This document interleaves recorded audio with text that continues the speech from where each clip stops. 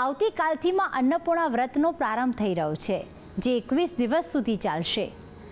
અન્નપૂર્ણા માતાને અન્ન, સંપન્નતા અને કૃપાની દાત્રી માનવામાં આવે છે. શાસ્ત્રોમાં આ વ્રતનો ઘણો જ મહિમા દર્શાવવામાં આવ્યો છે. ત્યારે ધન ધાન્યના આશીર્વાદ મેળવવા અને સુખ સમૃદ્ધિની પ્રાપ્તિ માટે કરાતા આ વ્રતનો કેવો છે મહિમા? આ વ્રતના કયા છે વિધિ વિધાન? જાણકારી આપશે ગુરુજી પ્રફુલભાઈ પંડ્યા.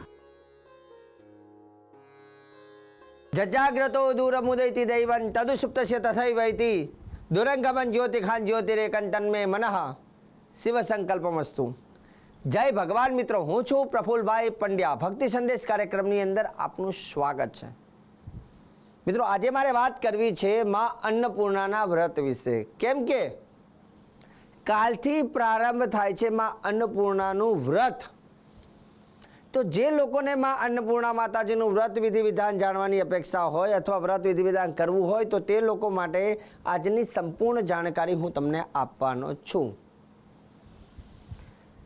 શાસ્ત્રમાં લખ્યું છે કે માં અન્નપૂર્ણાનું વ્રત જે માગશર મહિનામાં કરવામાં આવે છે. માગશર સુદ છઠથી આ વ્રતનો પ્રારંભ થાય છે અને માગશર વદ 12 આ વ્રતની પૂર્ણાહુતિ કરવામાં આવે છે. કુલ 21 દિવસનું કરવામાં આવતું વ્રત જેને માં અન્નપૂર્ણાનું વ્રત કહેવામાં આવે છે. એવું કહેવાય છે કે આ વ્રતનું મહત્વ શું છે? કાશીનગરના દેવી માં અન્નપૂર્ણા, એવું કહેવાય છે કે દરેક જીવોને અન્ન આપનાર દેવી, દરેક જીવની ભૂખ અને તરસને શાંત કરનાર દેવી માં અન્નપૂર્ણા. દરેક વ્યક્તિના ઘરમાં આપણે રસોઈ થતી હોય તો રસોઈ થાય છે ને, એ અન્નપૂર્ણાનું સ્થાન કહેવામાં આવે છે. અને શાસ્ત્રમાં આ વ્રતનું વિધિ વિધાનમાં પણ લખ્યું છે કે અન્નપૂર્ણે સદાપૂર્ણે શંકર પ્રાણ વલ્લભે જ્ઞાન વૈરાગ્ય સિદ્ધ્યર્થમ ભિક્ષાન દેહી ચ પાર્વતી. શિવજી અહીંયા માં અન્નપૂર્ણા સ્વરૂપ પાર્વતીને અહીંયા ભિક્ષા માંગે છે. અને એવું કહેવાય છે કે ભક્તાનામ રાજ્યદાયક માં અન્નપૂર્ણા અને ભોલેનાથ સ્વયં ભિક્ષાના ભોગતાય ભક્તાનામ રાજ્યદાયક સૂર્યરૂપ સમાસાધ્ય દેહીનામ દેહદાયક. જે જગતના તારણહાર છે, જે પોતે ભિક્ષા માગે અને જગતને ખવડાવે, એ ભગવાન ભોલેનાથ. ભક્તોને રાજ્યના દાન આપે, અન્નદાન, રાજ્યદાન. સ્વયં ભિક્ષા માગે શિવજી અને ભક્તોને રાજ્ય આપે. અને માં અન્નપૂર્ણા દરેકની ભૂખ અને તરસને શાંત કરે છે. માં અન્નપૂર્ણાની કૃપા પ્રાપ્ત કરવા માટે કરવામાં આવતું એક વ્રત, અને એ વ્રત છે અન્નપૂર્ણાનું વ્રત. અને એ વ્રતથી જીવનમાં, મનુષ્યના જીવનમાં અથવા એના પરિવારમાં ક્યારે અન્નની અછત થતી નથી. એ ઘર કુટુંબ ઉપર માં અન્નપૂર્ણાની આશીર્વાદ રહે છે, જેથી આયુ, આરોગ્ય, ઐશ્વર્યની પ્રાપ્તિ થાય છે. હવે અન્નપૂર્ણા માતાની વ્રત વિધિ વિધાનને લઈને શાસ્ત્રની દ્રષ્ટિએ સચોટ તમને થોડી જાણકારી આપી દઉં કે કાલથી માં અન્નપૂર્ણાનું વ્રત પ્રારંભ થાય છે. જો તમારે આ વ્રત લેવું હોય તો વ્રતના નીતિ નિયમો શું છે, કઈ રીતે લેવું, શું કરવું, કઈ બાબતનું ધ્યાન રાખવું, એ પણ જાણવું જરૂરી છે. આવતીકાલે સવારે તમારે વહેલા સ્નાન કરી પવિત્ર વસ્ત્ર ધારણ કરી એક બાજટ ઉપર, બાજટને ગંગાજલથી શુદ્ધ કરી બાજટ ઉપર સ્વસ્તિક એટલે સાથીઓ બનાવી અને એની ઉપર તમારે કપડું સ્થાપન કરવાનું, મતલબ લાલ કપડું એની પર બિરાજમાન કરવાનું. લાલ કપડું બિરાજમાન કરી એની ઉપર ઘઉં પાથરવાના અને શક્ય હોય તો ઘઉંનો સાથીઓ બનાવવાનો. સાથે આટલું કર્યા બાદ એની પર માં અન્નપૂર્ણાનું સ્વરૂપ અથવા મૂર્તિ કે યંત્ર હોય બિરાજમાન કરવું. માતાજીની બાજુમાં અખંડ દીવો પ્રગટાવો. સાથે ભગવાન ગણેશજી અને રિદ્ધિ સિદ્ધિ સાથે એ સ્થાપનની અંદર મૂકવા. એક તાંબાના કલશની અંદર જલ ભરી એની અંદર કંકુ, ચોખા, પુષ્પ પધરાવવું. સાથે સાથે તાંબાનો સિક્કો અથવા 1 રૂપિયાનો સિક્કો અંદર પધરાવી શકાય. અત્યારે જે તમારી પાસે તાંબાનો ના હોય તો એ પણ અત્યારે હાલ જે છે એ પણ ચાલુ કરન્સી પણ એ રૂપિયો તમે પધરાવી શકો. એની ઉપર કંકુ ચાંદલો કરી એ તાંબાના લોટામાં પધરાવવાનો થોડી હળદર પધરાવવાની, એક સોપારી પધરાવવાની અને નાગરવેલના પાન, આસોપાલવના પાન અથવા આંબાના પાન એને શુદ્ધ કરી અને દરેક પાનની ઉપર તમારે ચંદનનો મોટો ચાલો, એની વચ્ચે કંકુનો ચાલો કરી અને પાન એની અંદર કલશમાં મૂકવાનું, એની ઉપર નારિયેળ મૂકી અને એ શ્રીફળની પૂજન કરવાનું. 21 દિવસ સુધી માતાજીની પૂજન કરવાનું અને 21 દિવસ સુધી માતાજીની જે પૂજા કરો છો એમાં નિત્ય માતાજીને પુષ્પ, અલગ અલગ સારા પુષ્પ અર્પણ કરવાના, માતાજીને અલગ અલગ પ્રકારનો પ્રસાદ અર્પણ કરવાનો, સાથે માતાજીને નૈવેદ્ય ખીર માતાજીને બહુ પ્રિય છે તો ખીરનો પ્રસાદ માતાજીને અર્પણ વ્રતના દિવસે કરી શકાય અને બીજા અન્ય દિવસોમાં તમારી જો અનુકૂળતા હોય તો નિત્ય ખીર અર્પણ કરી શકાય અથવા ડ્રાયફ્રૂટ વગેરે પ્રસાદ પણ અર્પણ કરી શકાય. માતાજીની કથાની વાર્તા છે, વાર્તા સાંભળવી, માની આરતી કરવી. સાથે સાથે એવું કહેવાય છે કે આનો એક નિયમ છે કે જ્યારે તમે આ વ્રત કરો છો તો વ્રતની અંદર વ્રત કરનાર વ્યક્તિએ પોતાના હાથમાં એક દોરો બાંધવાનો છે. દોરો બાંધેલો હોય જો વ્રત જ્યારે તમે કથા કરો છો ત્યારે, અને એ દોરો બાંધીને વ્રત કરવાથી એનો લાભ શું થાય છે એ પણ જાણી લઈએ. શાસ્ત્ર એવું કહે છે કે આયુ આરોગ્ય ઐશ્વર્યમ દેહી દેવી નમોસ્તુતે, આયુ આરોગ્ય ઐશ્વર્યમ દેહી દેવી નમોસ્તુતે અનેન દોરકમ બધવા બાહુ મૂલેન દક્ષિણે.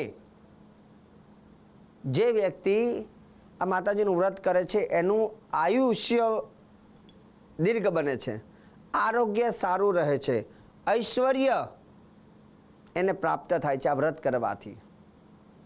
સાથે ધન, ધાન્ય, સંતાનનું સુખ પણ પ્રાપ્ત થાય છે. હવે જે દોરો બાંધવાનો છે, દોરાનો નિયમ એવો છે કે તમારે 21 તાંતણા, સફેદ કલરનો જે દોરો હોય સૂતરનો, 21 તાંતણા એના લેવાના. એને 21 તાંતણાવાળો સૂતરનો દોરો લેવો, એને હળદરવાળો કરવો અને 21 ગાંઠ એમાં મારવાની.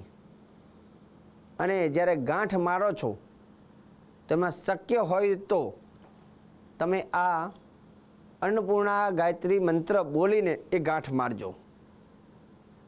અન્નપૂર્ણા ગાયત્રી મંત્ર જે હું કહું છું તે બોલવાનો અને એની ગાંઠ મારવાની અને પછી હાથમાં પહેરવાનો છે.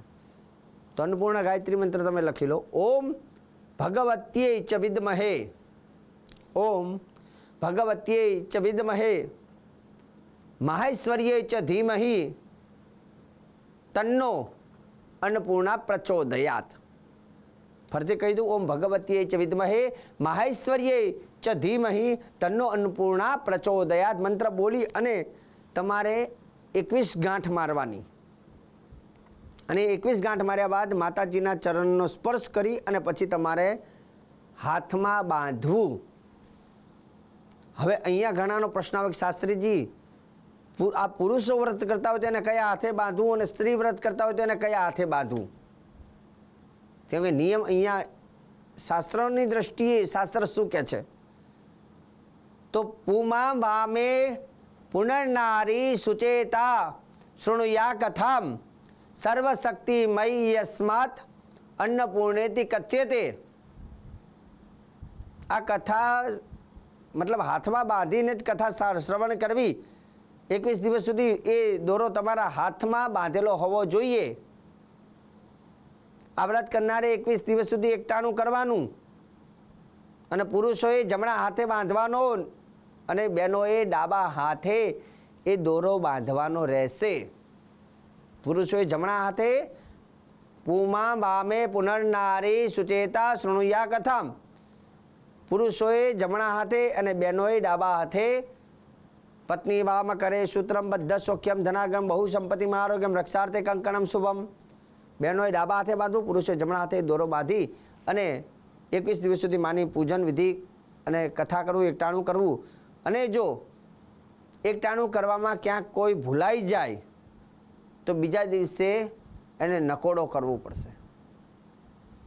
પૂજન કરનાર ને કોઈ બહેનોને કદાચ ક્યાંક કોઈ અડચણ આવે તો મનની અંદર માતાજીનું સ્મરણ કરી અને ઉપવાસ કરીને પણ માનસોપચાર દેવીની પૂજા કરીને પણ વ્રતને તમે કરી શકો. વ્રતનો નિયમ એવો છે કે વ્રત પ્રારંભ થાય એટલે વ્રતને અધૂરું મુકાય નહીં અને 21 દિવસ સુધી વ્રતને પૂર્ણ કરવું પડે. પણ એ દિવસોમાં દેવીનો માનસોપચાર મનથી માતાજીનું સ્મરણ કરી ઉપવાસ કરીને વ્રતને તમે ચાલુ રાખી શકો છો. અન્નપૂર્ણા માતાજીને વિશેષ આશીર્વાદ લેવા માટે અલગ અલગ પ્રકારના અનાજો અલગ અલગ પાત્રમાં ભરી અને માના બાજટની આજુબાજુમાં ફરતામાં તમે એ અન્નનું પાત્રમાં અન્ન ભરી અને માતાજીને મૂકો છો અને શક્ય હોય તો એ મૂકેલા પાત્રની ઉપર માટીના કોડિયામાં એક એક દીવો મૂકી અને માતાજીને દીવા પ્રગટાવો છો બાજટને ફરતા, તો એનાથી પણ મા અન્નપૂર્ણા બહુ પ્રસન્ન થાય છે. તો દર્શક મિત્રો, આજે મા ભગવતી અન્નપૂર્ણા માતાજીના વ્રતની વિધિ વિધાન જે આવતીકાલથી પ્રારંભ થવાનું છે એની સચોટ સુંદર જાણકારી મેં તમને આપી છે. અને આગળ પણ ભક્તિ સંદેશ કાર્યક્રમની અંદર જ્યારે વ્રતને લઈને, વિધિ વિધાનને લઈને, ગ્રહોને લઈને, વાસ્તુને લઈને કોઈ પણ પ્રશ્ન તમારા મનમાં આવે તો તમે એ પ્રશ્ન કરશો અને એને લઈને જો અમને સારું લાગશે તો શ્રેષ્ઠ જાણકારી એ કાર્યક્રમ બનાવી અને તમામ લોકો સુધી અમે પહોંચાડવાનું કામ કરીશું. ભક્તિ સંદેશ કાર્યક્રમને આપ સદૈવ નિહાળતા રહેજો. મને આપી દો રજા. જય ભગવાન.